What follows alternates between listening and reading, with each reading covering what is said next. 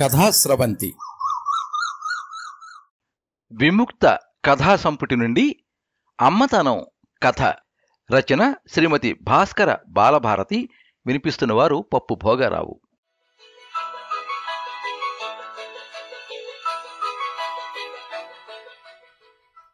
దబదబా మోగుతున్న తలుపుల శబ్దానికి బెడ్రూమ్ నుండి అసహనంగా లేచి వచ్చింది కిరణ్ బాల. ఎవరూ అంటూనే తలుపులు తీసింది. ఎదురుగా నిలబడ్డ ఆమెను చూసి కెవ్వున కేక వేస్తూ హాల్లోనికి వెళ్ళి, అత్తయ్య, ఆమె మళ్ళీ వచ్చింది. రావద్దన్నా మాటిమాటికి ఎందుకొస్తుంది? నిద్రపోతున్న దాన్ని లేపింది. ఇంకెప్పుడు రావద్దని చెప్పండి. వంటింట్లో గడప తిండిపోయి తలవాల్చి భుక్తాయాసం తీసుకుంటున్న కామాక్షమ్మ కోడలి కేకలకు ఉలిక్కిపడి లేచి తెరచి ఉన్న పెరటి తలుపు వైపు వెళ్ళింది. అక్కడే మల్లపెందిరి కింద నీడలో నిల్చున్న అంజమ్మను చూసి అవాక్కయింది. ఈ సమయంలో ఇటు పెరటి తలుపుల నుండి ఎందుకొచ్చావే?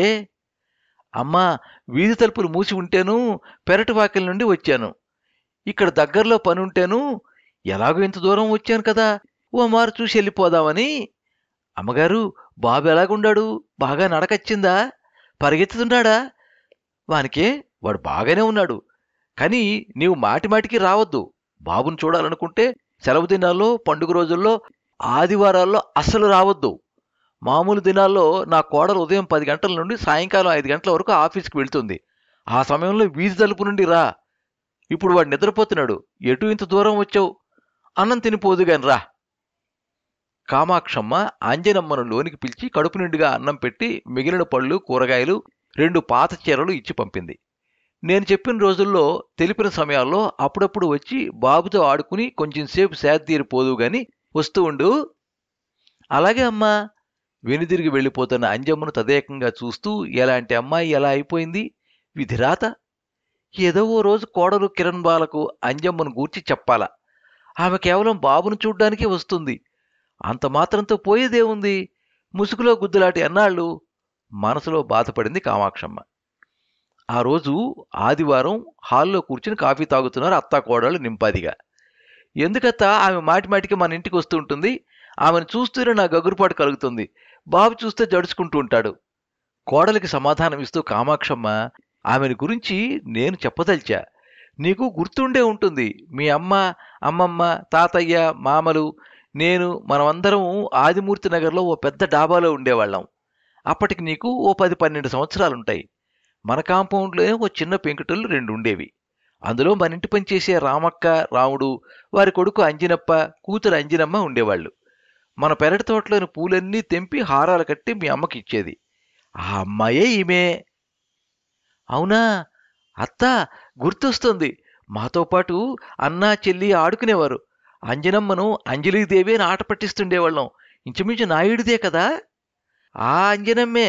మన బాబును చూడ్డానికి మాటిమాటికి వస్తూ ఉండే ఈ అంజనమ్మ. ఆ అందమైన అంజనమ్మ, ఈ కురూపు అంజనమ్మ ఒక్కటే ఎలా అవుతారు? ఆనాడు అంజనమ్మ, అంజనప్ప, బావలు ఇద్దరు, నేను ఎంచక్క మన పెరటి తోటలో కాంపౌండ్లో పొద్దస్తమానం ఆడుకునేవాళ్ళం. మన పెద్ద కాంపౌండ్ మామిడి, జామ, సపోటా, టెంకాయ చెట్లు, పూల మొక్కలతో ఓ ఉద్యానవనంలో ఉండేది. మేమందరము ఆ చెట్లకు కట్టిన ఊయాలలో వంతుల వారీగా ఊగేవాళ్ళం.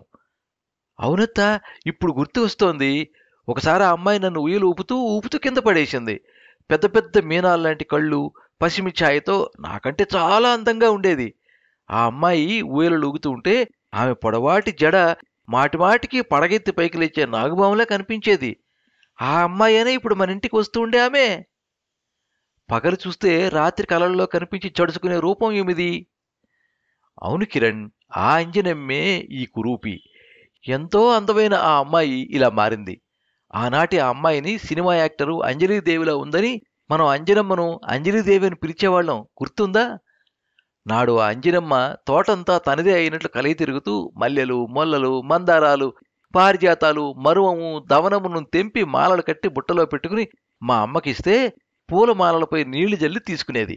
ఎందుకమ్మా నీళ్లు జల్లుతున్నావు అని అడిగితే వాళ్ళు తక్కువ కులపోళ్ళు, తాకరాదనేది. ఆ వయసులో నాకేమీ అర్థమయ్యేది కాదు. ఎలిమెంటరీ విద్య ముగియగానే నన్ను, బావలిద్దరినీ హైదరాబాద్ కార్పొరేట్ స్కూల్లో చదివించేందుకు పంపారు. అంతవరకే గుర్తు. తిరిగి వచ్చేటప్పటికే మీరంతా ఆ ఇల్లు వదిలి మరో చోటికి వెళ్ళారు. ఇంతకు నాడు అంజనీ వాళ్ళు మన కాంపౌండ్లో ఎందుకుండేవారు? మన ఇంట్లో పాచి పని, బాత్రూములు, లెట్రిన్లు శుభ్రపరిచే పనులు చేసేవారు. మనకి 2 ఆవులుండేవి. పాలు పితికే పని, వాటి సంరక్షణ భారం చూసుకునేవారు. అంజనమ్మ అమ్మా నాన్నలు తమ పిల్లలిద్దరినీ అక్కడే ఓ ఎలిమెంటరీ పాఠశాలలో చదివించేవారు. మరి అంత అందమైన అంజలీదేవి, అదే అంజనమ్మ ఇంత భయంకరంగా ఎలా మారింది? ఎవరైనా ప్రేమ పేరుతో వేధించారా? ఉండవచ్చు. ఆ అమ్మాయి అందం అలాంటిది.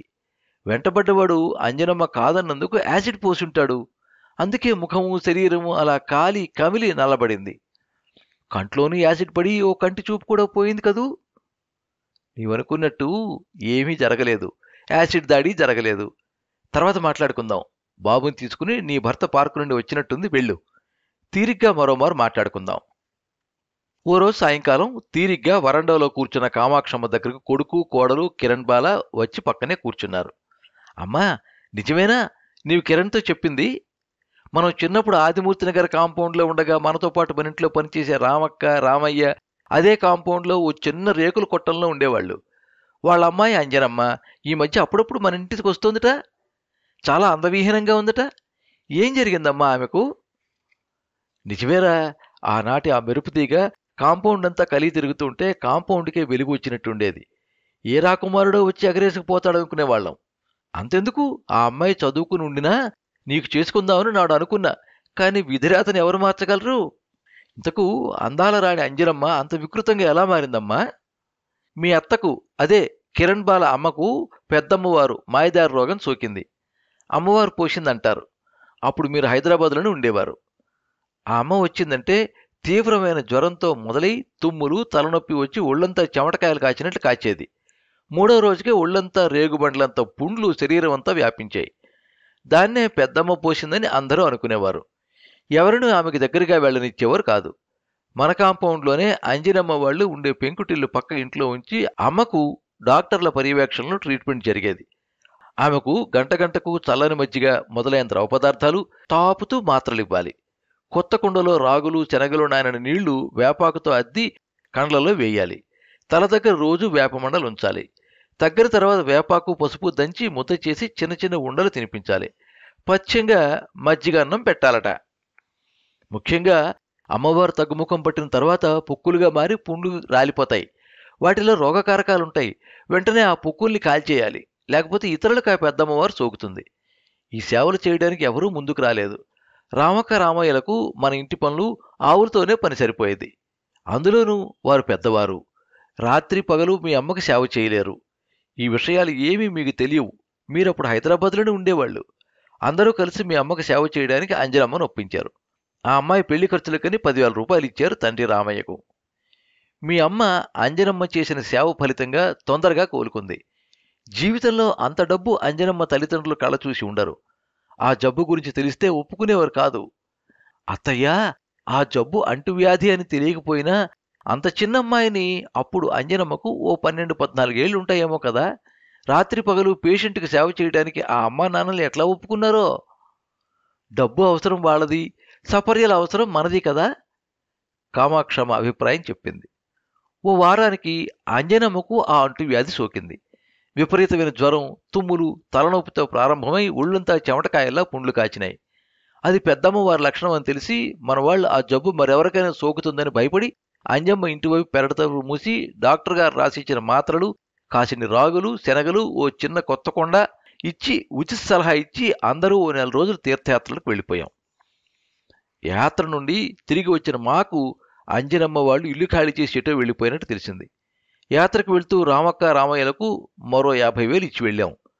అంజనమ్మ పెళ్లికని వచ్చిన తర్వాత వారి గురించి విచారించగా జాడ తెలియలేదు. మీ చదువై నీకు నా కొడుక్కు పెళ్ళై హైదరాబాద్లోనే ఇద్దరు ఉద్యోగం చేస్తున్నారు. నీవు కాన్పుకు నా దగ్గరకు వచ్చావు. సిజేరియన్తో బాబుని కన్నావు. అప్పుడు నీకు టైఫాయిడ్ జ్వరం తీవ్రంగా వచ్చింది. బాబుకు పాలిచ్చే స్థితిలో నీవు లేవు. నిన్ను ఓ 3 నెలల బాబుకు దూరంగా ఉంచమన్నారు. నేను నీ బాబుని చేరదీసి పోతపాలు పట్టగలని భరోసా ఇచ్చి వాణ్ణి ఇక్కడ ఆసుపత్రిలోనే ఉంచాను. ఓ 3 రోజులు బాబును నా దగ్గర వదిలి నేను తీసుకున్న నా కొడుకు హైదరాబాద్లోనే ట్రీట్మెంట్కి వెళ్ళిపోయాడు.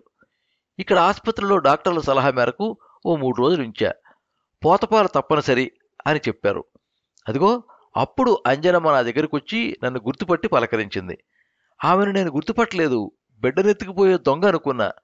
బాబును చూసి వివరాలు అడిగి, పోతపాలెందుకమ్మా, నీ మనుమనికి మీరు ఒప్పుకుంటే నా చనుబాలిస్తాను అంది. నీవెవరే నా బాబుకు పాలివ్వడానికి, ఎత్తుకుపోవడానికి ఇదో ఎత్తిగడా అని అక్కడ ఉండే నర్సును పిలిచా. నర్సు నన్ను పక్కకు పిలిచి అంజనమ్మను గురించి చెప్పసాగింది. ఆమె దొంగ కాదు, చూడ్డానికి భయంకరంగా కనిపించినా కరుణామయ్యి. ఇక్కడ పేషెంట్లకు ఎవరేమడిగినా లేదనక సాయం చేస్తూ వారిచ్చే డబ్బుతో కడుపు నింపుకుంటుంది. నిజంగా మీకు అభ్యంతరం లేకపోతే అది దాని చనుబాలిస్తుంది. కనీసం ఓ 3 నెలలైనా మీ బాబుకి తాగించండి అంది. ఇంతకు ఈ దెయ్యం ఎవరు? దాన్ని చూస్తే పిల్లలు జడుచుకుంటారు. దానిని గురించి ఆమె దాని మాటల్లోనే చెబుతుంది. నమ్మితే పాలివ్వమనండి. దానికి కానుపోయి బిడ్డ చనిపోయాడు. వృధాగా పాలెందుకు పిండి పారేయాలా? పాలివ్వనుచో గడ్డలు కట్టి దానికి జ్వరం వస్తుంది. పాలు రాకుండా మేం చేయగలం మందులిచ్చి, కానీ బ్రెస్ట్ క్యాన్సర్ రావచ్చు. అందుకే పాలు పడిన తల్లి బిడ్డకు గాని, తల్లి చనిపోయిన పిల్ల ఎవరైనా ఉండినా పాలు పట్టమని సలహా ఇచ్చాం. అంతగా చెబుతోంది కదా అని కురూపుని పిలిచా. నీవెవరు, ఇక్కడెందుకున్నావు? అమ్మా, నేనమ్మా అంజనమ్మను. ఆదిమూర్తి నగర్లో నేను, మా అమ్మ, నాన్న, రామక్క, రామయ్య, నా అన్న అంజన్న మీ ఇంట్లో పాచి పని చేస్తుంటిమి. మిమ్మల్ని గుర్తుపట్టి చూడాలనొచ్చా. కిరణ్ బాల మీ కుమారులు, ఆడబిడ్డ, అదే కిరణ్ బాల అమ్మగారు బాగున్నారా? ఓ, నీవు అంజనమ్మవా? నేను గుర్తుపట్టలా. ఆ అందగత్తెక్కడా, ఈ కురూపెక్కడా? గుర్తుకొస్తున్నారు. మేము యాత్రకు వెళ్ళి తిరిగి వచ్చేలోపు మీరు ఆ పెంకుటీలు ఖాళీ చేసి వెళ్ళారు. నీకు పెద్దమ్మవారు సోకిందని అప్పుడే తెలిసింది. అవునమ్మగారు, భయంకరంగా బాధపడ్డా. ఒళ్ళంతా పుండ్లై ఎండి పొక్కులు కట్టి తెల్లటి చర్మం నల్లగా మచ్చలు మచ్చలుగా కందిపోయింది. నా ఎడమ కంట్లో అమ్మవారు పోసి కనుగుడ్డుపై కాయ కాసి చూపు పోయింది. నాకు మీరిచ్చిన డబ్బు మా అన్న తీసుకుని ఏటో పారిపోయినాడు. నా రూపం వికారంగా మారిపోయింది. నాకు ఈ జన్మలో పెళ్లి కాదని కుమిలి కుమిలి మా అమ్మ నాన్న చనిపోయారు. పెండ్లై పెండ్లాం చనిపోయిన 50 ఏండ్ల ముసలోడు నన్ను మనువాడాడు వాని బిడ్డల్ని సాకడానికి. నాకు కడుపు వచ్చింది. ఆడపిల్ల పుట్టిందని, అంతకు మునిపే 2 ఆడపిల్లలుండారని నాకు చెప్పగానే గొంతు నిలిమి చంపి మురుక్కాలలో పారేసిండు. పాలు ఎక్కువై మెడ సలపరిస్తా ఉంటే జ్వరంతో ఈడకొచ్చా. వారం రోజులైంది. ఓ తల్లి బిడ్డకు పాలిస్తుండా. ఆమె 2 రోజులకు వెళ్ళిపోతుంది.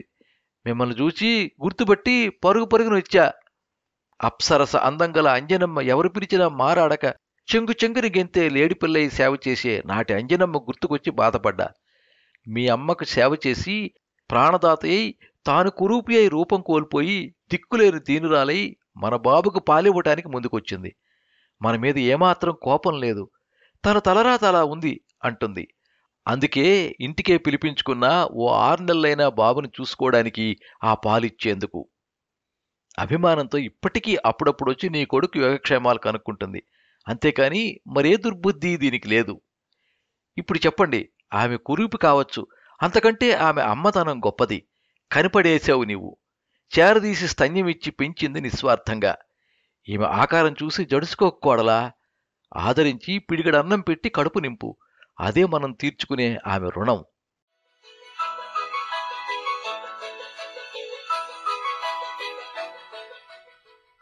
మీరింతవరకు అమ్మతనం కథ విన్నారు.